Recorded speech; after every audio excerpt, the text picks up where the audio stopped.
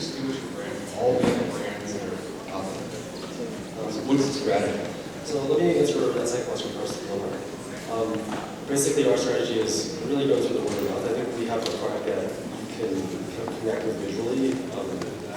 This video and a lot of other videos and other kind of marketing communications messages that we have planned. It's obviously the type of consumer power. There's thousands, tens of thousands of brands out there in the market, maybe millions of brands in the market, right? So I think it's really kind of trying to build something from the ground up. Really, a lot of grassroots marketing, a lot of trying to find the right message for the audience that we're targeting, kind of that younger, athletic, active man. So it's really just kind of focusing on that more than trying to come to them. In terms of designers, we've actually been focusing on, we've been doing the design work ourselves so far. The men's suit, it's, in a sense, it's a blessing and a curse. It's kind of limited, in a sense, by how much we really deviate from that and still maintain a sense of formality. We've done a lot of more subtle design changes to help increase the comfort and kind of care to the audience that we're looking for, but we've really been very fast for some time. Any thoughts about being out? Yes, that's definitely one of the things that we're going to do over and see if he wants to try out. I have two questions for you. I think I'm the only one on the panel who can ask you the first question, why not women's suits?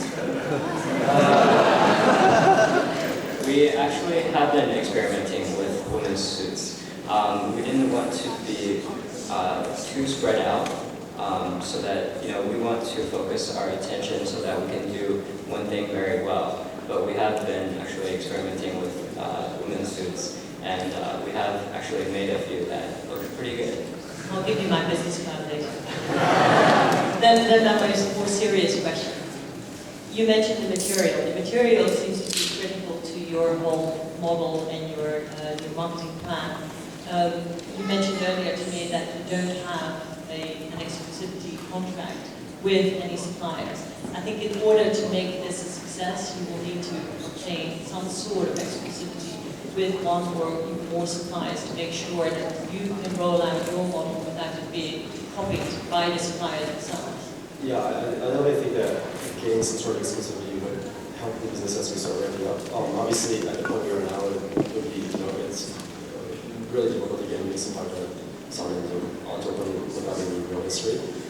I think the brand is also a pretty critical part of getting sustainable competitive advantage in the apparel space in particular. It is very hard to really protect IP of any sort. But yeah, I totally agree that that's something that we're certainly going to do as we continue to grow. How about comments? The selling pitch in China, I mean, for expensive suits like that, most people wearing this expensive suits probably want to go surfing, probably sit in cars. Maybe I spend a lot of time in cocktail parties. So if you say, if you spill the wine on the suit, that doesn't happen. That's probably a better pitch than jumping the suit. I know that the markets were actually, I was in Shanghai just 2 months and I bought a shoe for less than $50. So, yeah, with that, $50 US. So with that, what is your pricing strategy? So the pricing strategy is actually to go after the luxury market. I've spent a whole summer in China and have talked to a lot of industry insiders and talked to them about making cheaper suits, selling them in the US. And every single one of them has asked me, why don't you make the suits in the US and sell them in China? And what we've learned is that there's a market for suits. There's a very high segmentation of the market in China, one which is very cheap suits and one which is extremely luxurious suits selling for up to 20 or 30,000 RMB. And because we have a branding and performance advantage, we believe that we can go after that luxury market. I think you Naked Suits has about our time. Thank you for sharing with us.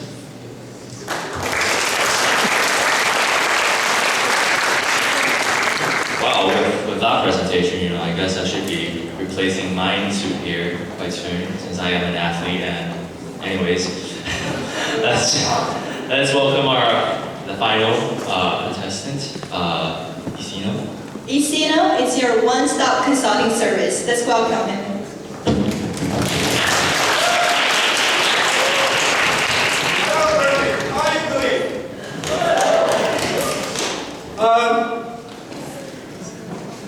Today we are going to introduce Isino, which is a technology consulting platform. But this is very different. And our goal is upgrade China and change the world. And pretty everyone of you have experience with this. Made in China brand has been sweeping the world for over 30 years. Have you ever thought about who is behind this? Well, tonight is your answer. It is companies who are referred to as small and medium enterprises in China, and it is them boosting the Chinese economy for a 10% annual increase for the past 3 decades. How they are doing? Actually, not so good. 3 years ago, there has been labor shortage, and the expenses for resources has also been climbing. What used to be their main advantage is just the period. Well, we need to change. So not only President Obama, but also this guy.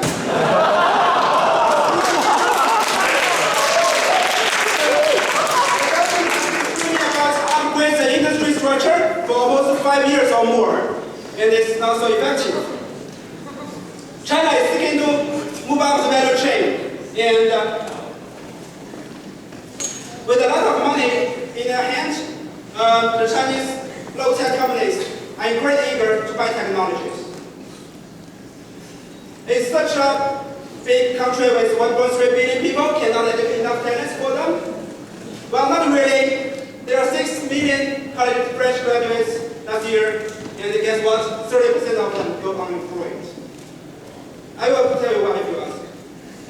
Among others, 60% of them are enrolled in graduate school. There's so many students are really interested in science. So these are the 2 huge trouble for the government, and they are trying to solve them. You see there's a big gap in between and a huge mismatch. Well, what they're trying to bridge them and to connect them and create values for both sides. How we are doing? Currently we have 11 members. And we have started in last July.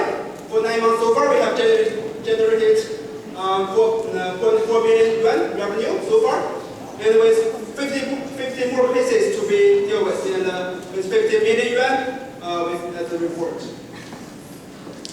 So basically, this is going to be huge. And come on, guys, who would like to join me? Thank you.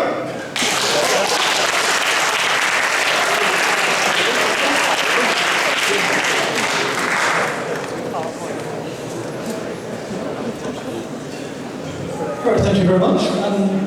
Do the judges have any questions or comments? I have to thank Dr. Liu to mention a little background of China, which I was worried about how to mention the background. It's a little difficult for me. There is a lot of culture there, and you have to know about something background. Thank you. So there's a lot of passion and a lot of energy from you. That's really good. Can you talk a little bit about what exactly that you're offering? What the revenue, R&D revenue, what you generated? Can you talk a little bit about how you make that money? We are offering 3 device services and help to define the problem with the industry. Actually, there are a lot of companies, low-tech companies, that are seeking help in universities. And we help them to define the problem, and we help to do case match, and we help to quality monitoring. These are 3 services we provide. And we charge 10% of the reward from the industry who give to the talents. So do you do this on an online platform or in person?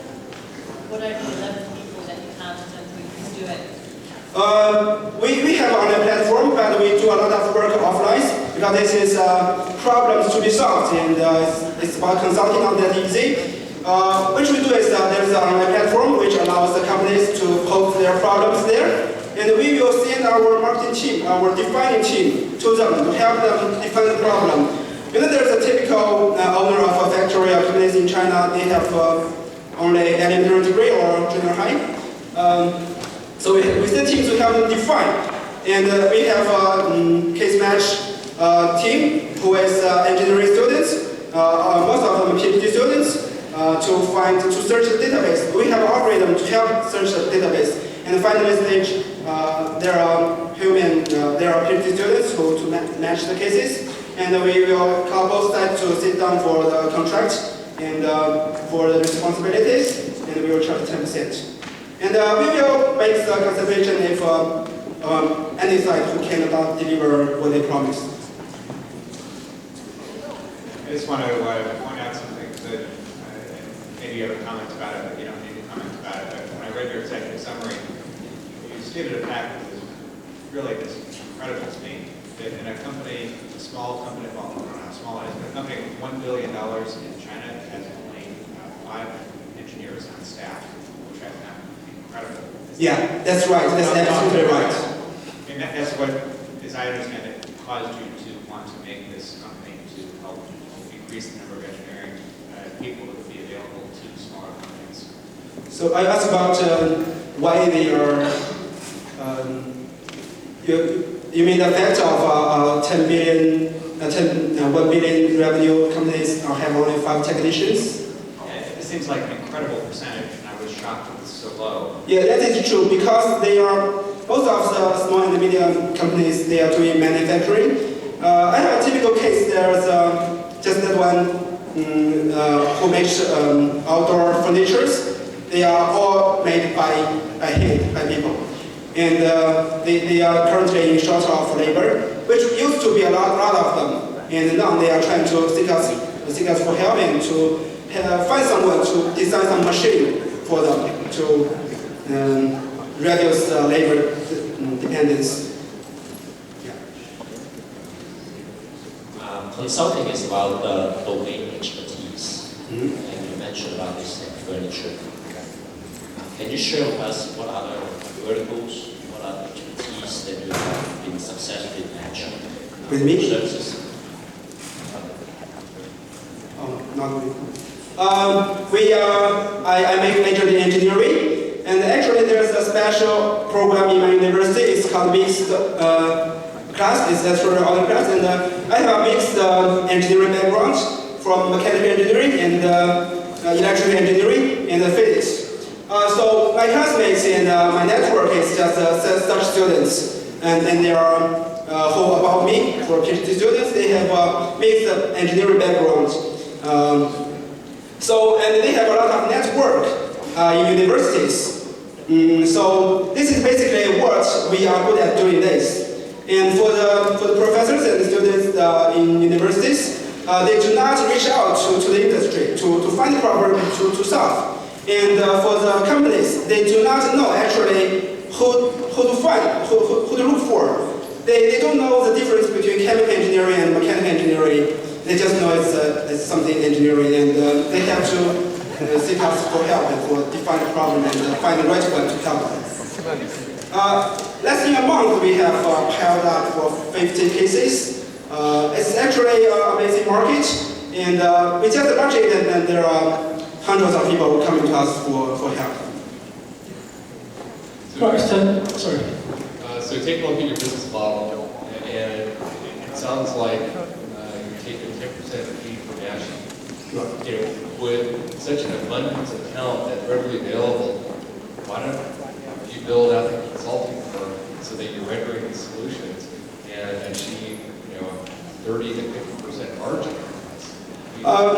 There's a lot of upside, and I think you're just scratching the market itself without really growing this into anything significant.